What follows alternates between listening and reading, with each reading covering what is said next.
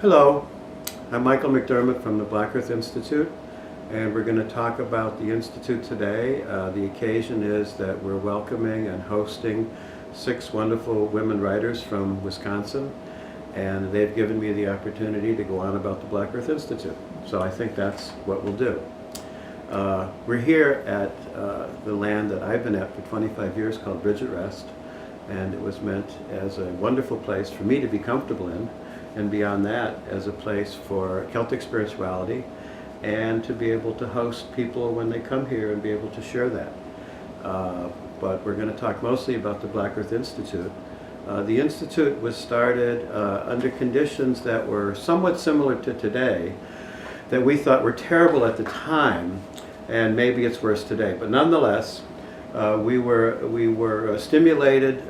My late wife and I, co-founder Patricia Monahan, were stimulated by watching the second stolen election by George W. Bush. And we thought that might have been the end of things, but I won't keep going on about the comparison. We decided that watching television and hearing those, the results come in from the Supreme Court, we decided that we should either do something or just get drunk. And we did a little bit of the getting drunk, but mostly we did something. And I had been studying the influence of the right-wing think tanks at the time, and kind of their grasp of language and not allowing us to be so free about our language. Patricia was an award-winning poet, a scholar of women's spirituality, and she had all kinds of contacts among writers and poets. She was very supportive for people's careers. She was a reviewer for Booklist. She was the poetry reviewer for Booklist, so she had all kinds of contacts. And we thought a couple things. One, the obvious issues were the earth and social justice. The other one that we thought was important was spirituality. And part of the reason we thought that was important was because at the time it seemed like the right had claimed spirit and had claimed values. And also we felt that the left was a little bit too secular and a little bit too anti-spirit. And subsequently, for example, I edited an issue of our journal called Voices of the Human Spirit, where I tried to capture the spectrum all the way from religious, spiritual but not religious, nature-oriented, and even, my goodness, secular. And what we talked about a lot was that secular movements, was a little bit of a development, secular movements have a lot of the same characteristics that spiritual movements do. They have goals beyond the self, they sacrifice. I once read a commentary that compared rituals of religious movements to those of the left, and they were very similar. They had their own songs, they had their own special initiations, they had their own forms of excommunication. Certain nights were sacred or whatever, and so we thought that was funny. But actually, we try to have a very broad and inclusive view of that. So that was a little bit of our ideas for starting. And what we did was we contacted friends, both scholars as well as what we were going to develop as fellows, and asked them to consider this, to join us.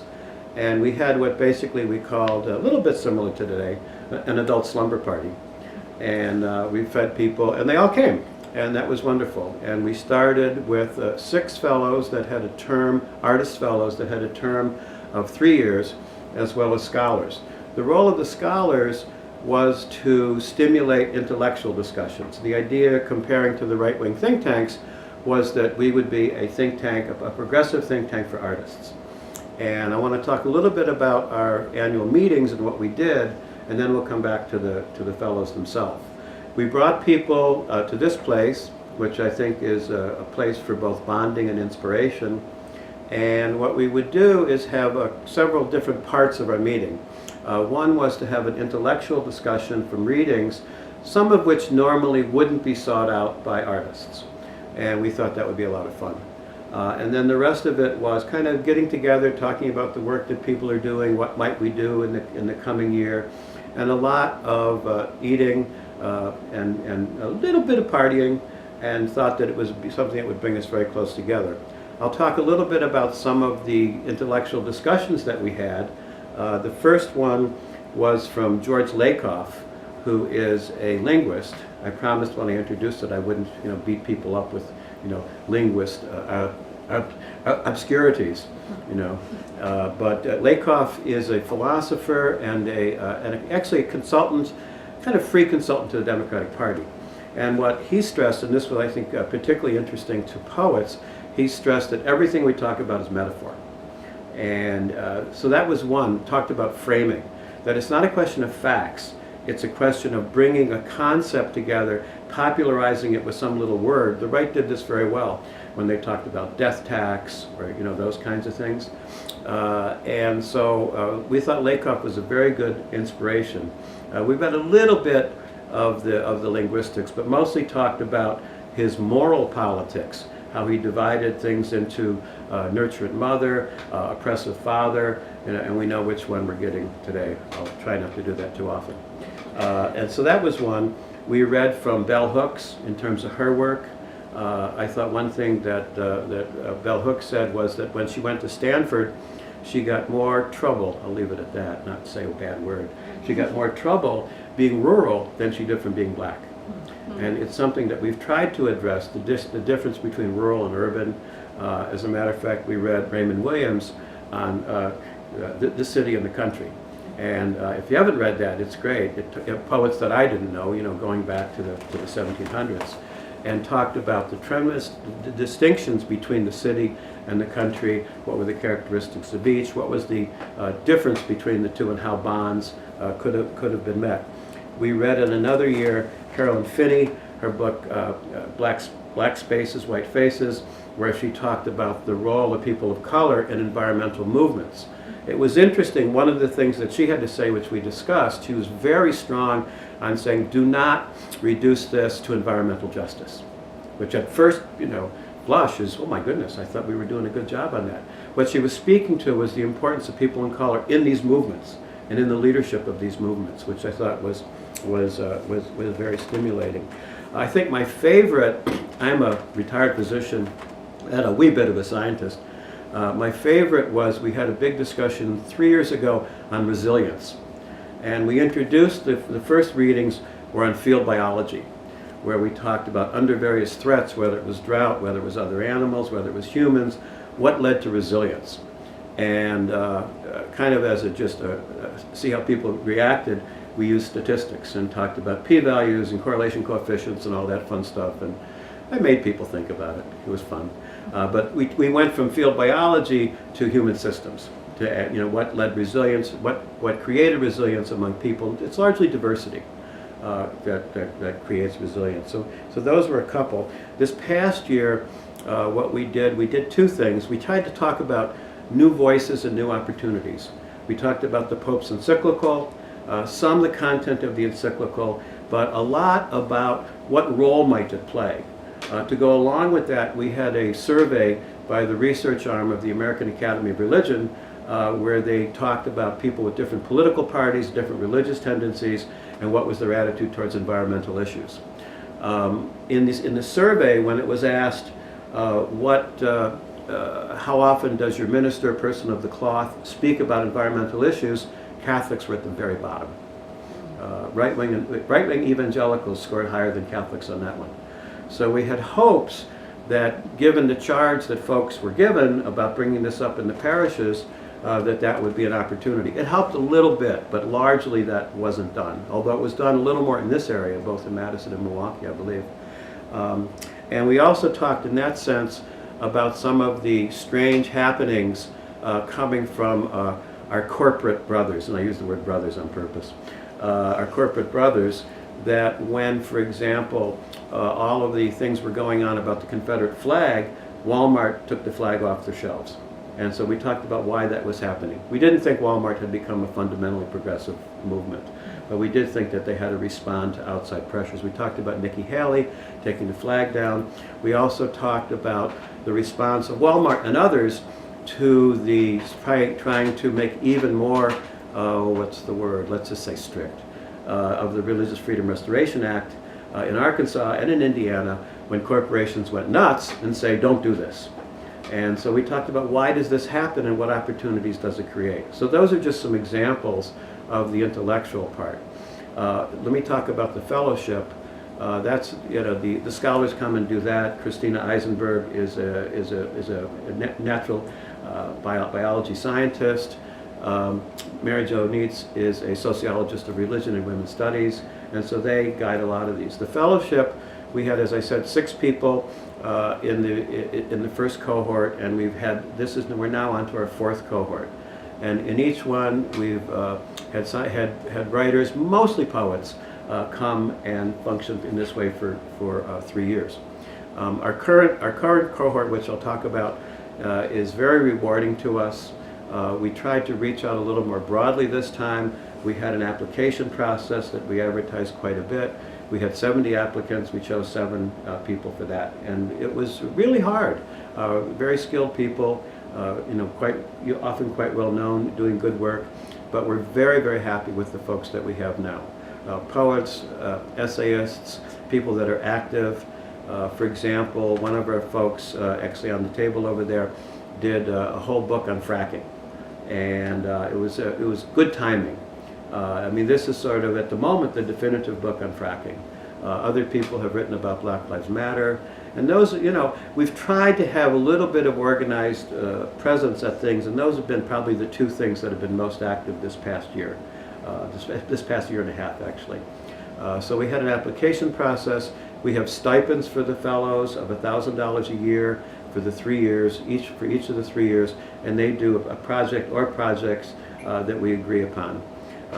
I was talking to folks here a little bit, and we discovered that books take a lot longer to come out than one might think the first year. So we're plugging away, but we have a variety of books, of drama. One of the folks has taken on the whole issue of guns and the police, and is working on a project where people of color will run through the streets of her town with flowers in their hands at the end to put them symbolically into rifle ends. So that's something that really attracts both the issue of social justice as well as what's happening in the world. So most of the focus is either on environmental issues or social justice issues. One of our folks is writing about a scenario where people are drawn to a leader, and whether the leader will be good or bad, the people are sort of dissolved into the leader's protoplasm. And then she's actually studying various utopian communities, various cults, to see how this leader thing might work. Again, I think this is quite topical as to who might get swallowed up by what. So those are some examples of what we do. We come here once a year. What do the fellows get out of this? It's interesting. People do their own work, but coming together on this reinforces the cross-fertilization of the various things that we're talking about, whether it's environmental, whether it's social justice. So people have, they're reinforced if they want to have this slightly broader identity. We do a lot of promotion of people's work, whether it's on our website or whether it's on Facebook or other places. And the fellows, I think, relate in different ways. I mean, there's general support. If somebody comes out with a book, we try to promote the book. And people will then write to each other about what they think of this. Sometimes it's very specific, where people will share manuscripts and get critiques back on manuscripts in support of help. Sometimes people set up speaking tours where they support each other as they come by. It's interesting that I think in a group like this, if you give people the opportunity, they really do support each other. You have to make it a little bit easier for people, but they really do support each other, and they really get something out of that. So people get their projects. They come here. We have a travel grant that people come here. They also edit our journal.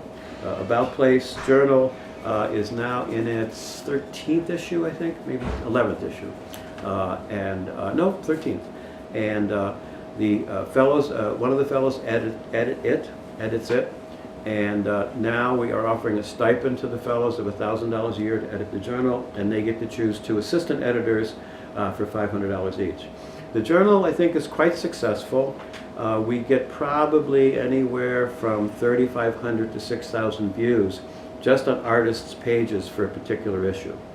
The issue that's out now is called Reimagine Everything. And it focused on that. The last issue was Reimagining the Future Differently. the next issue is going to be animals among us. And so people choose themes that pretty much go along with kind of the work they're doing or what they're interested in. So the journal's been very successful. The fellows edit one issue. As anybody who's done this knows, it's a lot of work, and $1,000 doesn't begin to cover their time. But it's something of a recognition, and it is a little bit of help. But it's hundreds and hundreds of hours of work, and it's been quite successful. It's very interesting to do this because over time you attract a whole different range of people, and some are very prestigious, some are new, and it's very interesting to see how this works. So those are the main things that we do. We try also to do some programs. We've done programs at the American Academy of Religion. We've done programs at the Association for the Study of Literature and the Environment, for AWP. We usually do a program every year at AWP. So that's pretty much what we do. We're very happy to reach out to people here. Folks are scattered all over the country. So it's a little hard to have common programs, but we're very happy to, in this case, reach out to friends and be able to host them here, and certainly to feel that what people are doing is, I think we're all working somewhat along the same lines, and certainly the need is great. One last thing is, one of the things we're doing right now is we're doing something called 30 Days Past September. We did this in 2012 about the election. It's curated by Patricia Spears Jones, and we're doing it again this year for obvious reasons. We've written to the Black Earth folks that they're supposed to pick a date, in September, that they'll turn something in.